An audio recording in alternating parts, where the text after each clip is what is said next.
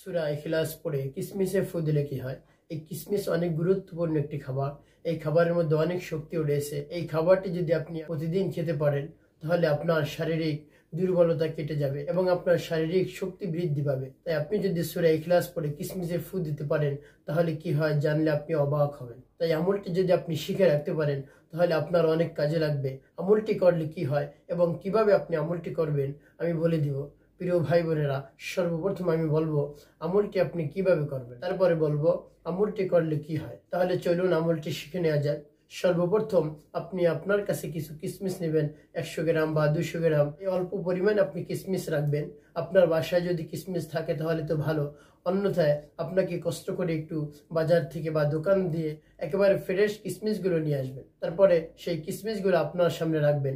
তারপরে আপনি অজু করে পবিত্রতা অর্জন করবেন। পবিত্রতা অর্জন করার পরে আপনি পবিত্র একটি স্থানে বসবেন। তারপরে আপনি আপনার মনকে স্থির করবেন। আপনি চক্ষু বন্ধ করে নিচের দিকে কয়েক মিনিট তাকিয়ে থাকবেন। দুনিয়ার যত চিন্তা ভাবনা আছে আপনি আপনার মন থেকে দূর করবেন। তারপরে আপনার মনকে স্থির করবেন। তারপরে সর্বপ্রথম 3 বার ইস্তিগফার পাঠ করবেন। আস্তাগফিরুল্লাহ আস্তাগফিরুল্লাহ বা পূর্ণ ইস্তিগফারটি যদি আপনি পড়তে পারেন তাহলে ভালো। আস্তাগফিরুল্লাহ রাব্বি মিন কুল্লি যামবিন ওয়া আতুবু ইলাইহি লা হাওলা ওয়া লা কুওয়াতা ইল্লা বিল্লাহিল আলিয়্যিল আযীম। এই ইস্তিগফারটি আপনি কেন করবেন? তার কারণ হলো ইস্তিগফার পড়লে আল্লাহ রাব্বুল আলামিন গুনাহ মাফ করে দেন। আমাদের কোন সময় গুনাহ হয়ে যায় আমরা খেয়াল করতে পারি না। হাতের গুনাহ, পায়ের গুনাহ, প্রত্যেকটা অঙ্গ প্রত্যঙ্গের গুনাহ রয়েছে। আপনি যদি গুনাহের জন্য পা দিয়ে হেঁটে হেঁটে যান তাহলে সেটা পায়ের গুনাহ। তারপর হাত দিয়ে ধরে যদি আপনি সেই গুনাহটা করেন তাহলে সেটা হাতের গুনাহ। এবার প্রত্যেকটা অঙ্গ প্রত্যঙ্গের গুনাহ রয়েছে। আপনি যেভাবে ব্যবহার করবেন সেক্ষেত্রে সেই অঙ্গের গুনাহ হয়। তাই আপনার অজান্তে অনেক গুনাহ হয়ে যেতে পারে। এই জন্য আপনি সদা সর্বদা ইস্তিগফার পাঠ করবেন। তেমনি ভাবে আমলটির শুরুতে আপনি 3 বার ইস্তিগফার পাঠ করে নেবেন। তারপর আপনি 3 বার দুরূদ শরীফ পাঠ করবেন। সাল্লাল্লাহু আলাইহি ওয়াসাল্লাম সাল্লাল্লাহু আলাইহি ওয়াসাল্লাম সাল্লাল্লাহু আলাইহি ওয়াসাল্লাম। তারপরে 21 বার এই আয়াতটি আপনি পাঠ করবেন। ওয়ালকাইতু আলাইকা মাহাব্বাতাম মিন্নি ওয়ালকাইতু আলাইকা মাহাব্বাতাম মিন্নি। এভাবে 21 বার পাঠ করবেন। তারপরে আপনি 3 বার সূরা ইখলাস পাঠ করবেন।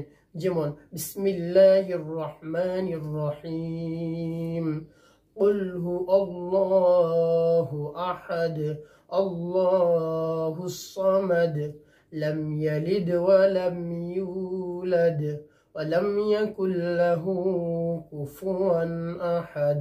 এভাবে আপনি সূরা ইখলাস 3 বার পাঠ করবেন। তারপর আবার 3 বার দুরূদ শরীফ পাঠ করে নেবেন। সাল্লাল্লাহু আলাইহি ওয়াসাল্লাম সাল্লাল্লাহু আলাইহি ওয়াসাল্লাম সাল্লাল্লাহু আলাইহি ওয়াসাল্লাম।